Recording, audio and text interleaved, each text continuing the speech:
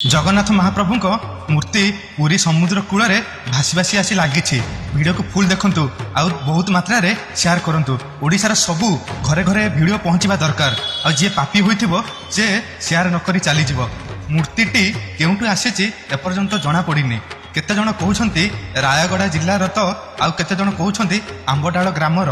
किंतु महाप्रभु मंदिररू केमिति पानी रे भासी भासी आसी पुरी रे लागिले।